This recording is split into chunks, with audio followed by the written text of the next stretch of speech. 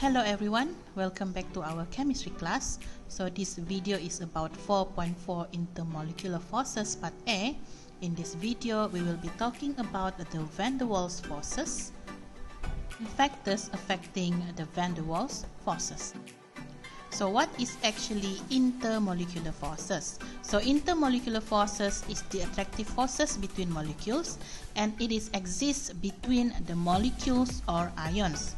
Okay, it is actually very much weaker than covalent or ionic bond, and somehow the strength of IMF is responsible for the physical properties of simple molecular compounds. So this diagram shows the intramolecular forces and the intermolecular forces. So intramolecular forces is stronger than the intermolecular forces. So example of intramolecular forces is the covalent bond. So actually IMF can be classified into two types.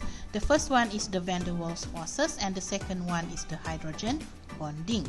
And the van der Waals forces can be divided into two types also, which is called the Dipole-dipole forces and also the London dispersion forces. Please take note that the IMF increase in strength of the following. LDF is weaker than dipole-dipole and weaker than hydrogen bonding. So meaning to say LDF is the weakest intermolecular forces and the hydrogen bonding is the strongest intermolecular forces. Okay, so van der Waals forces arise from attraction between the opposite charges. So it can be divided into two, which is the dipole-dipole forces and also the London dispersion forces. Let's take a look at the dipole-dipole forces first. So the dipole-dipole forces, it exists between the neutral polar molecule. So we can conclude that all polar molecule will have the dipole-dipole forces. So kita tengok contoh di sini, kita ada HCl punya molecule. So we know that HCl, okay, is a polar molecule.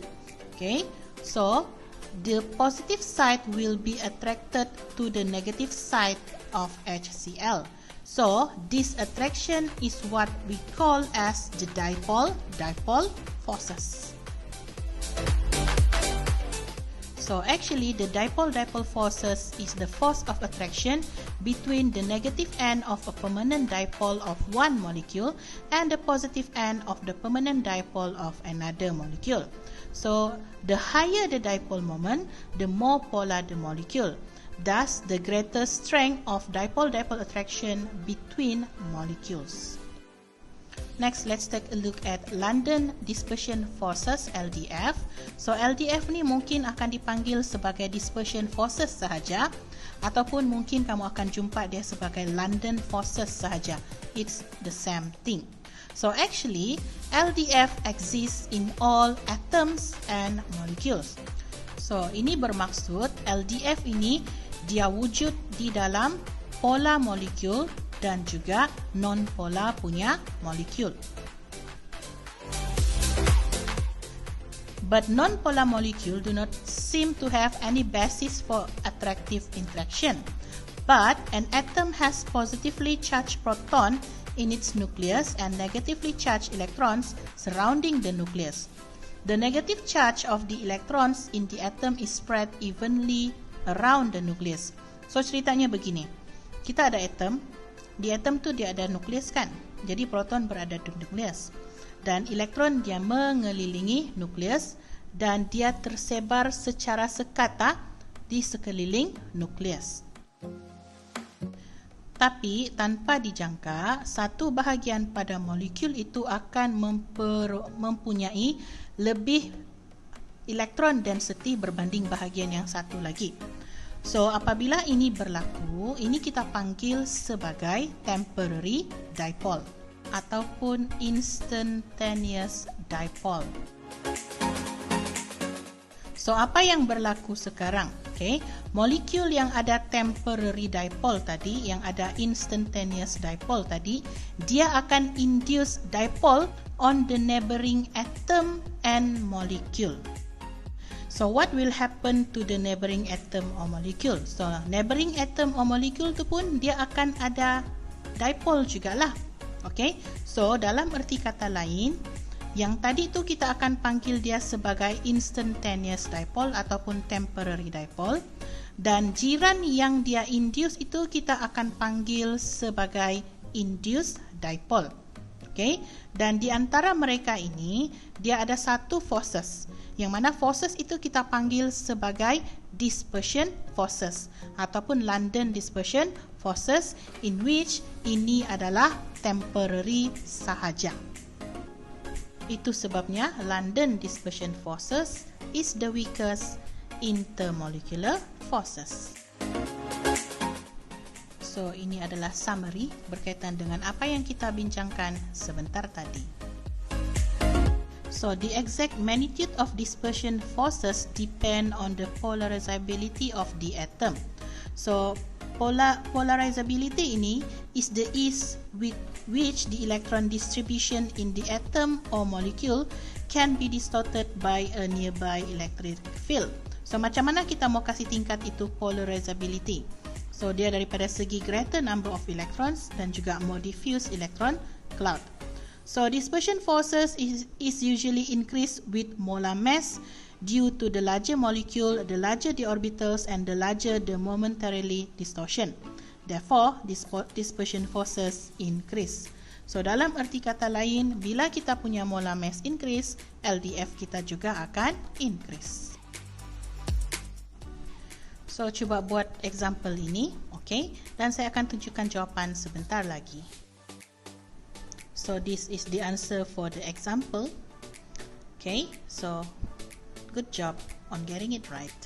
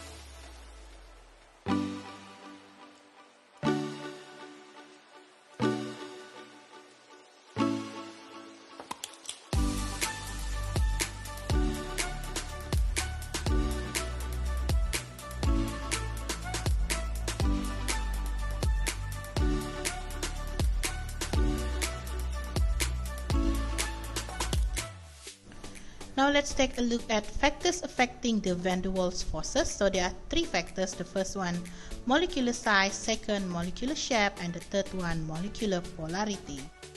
So in terms of molecular size, when the molar mass increase, the number electron also increase, thus the atomic radius also increase.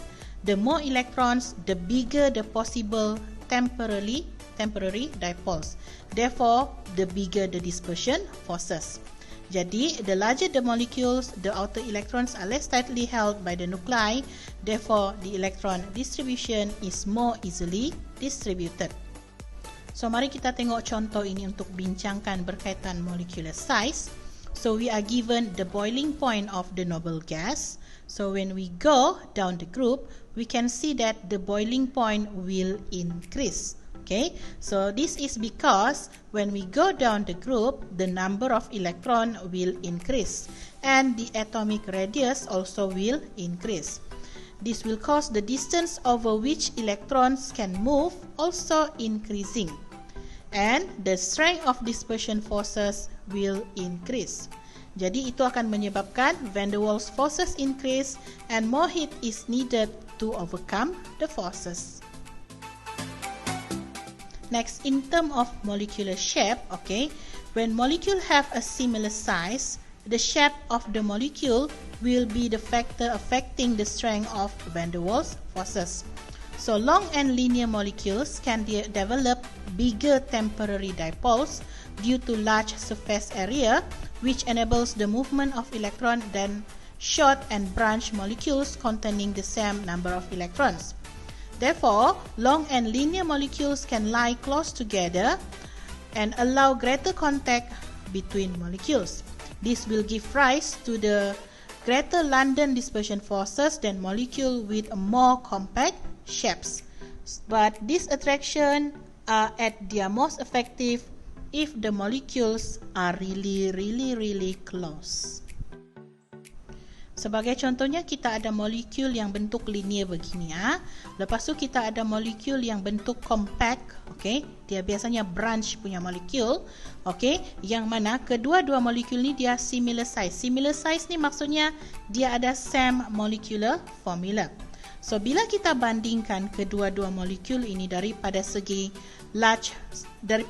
dia punya surface area, okey, kalau kita tengok linear punya molekul will have large surface area dan branch punya molekul will have low surface area. Okey, sebab dia punya surface area tu kecil, ini akan menyebabkan branch punya molekul ada low LDF, tapi linear punya molekul itu dia ada higher LDF. Okey, so benda ni kita akan bincangkan dengan lebih mendalam semasa semester kedua nanti. So mari kita tengok relationship between molar mass and LDF. So the larger the molar mass, the larger the LDF. Why? Because the larger the molar mass, the larger the molecule. Then the orbital will become larger. So the momentarily distortion will be larger and the LDF also will be larger. Next kita tengok the third factors, the molecular polarity. So kita terus tengok relationship between boiling point dan juga dipole moment. So when the dipole moment is higher, the boiling point also will be higher. Kenapa? Sebab the higher the dipole moment, the more polar the molecule. Then it will have the greater strength of dipole-dipole attraction. More heat energy is needed to overcome the dipole-dipole attraction. This will cause the boiling point is higher for the more polar molecule than the less polar molecule. So for an example, HCl is more polar than HBr. Therefore, the dipole-dipole forces in HCl is stronger than HBr. More heat energy is needed to overcome the stronger dipole-dipole attraction in HCl. Thus, the boiling point of HCl is higher than HBr.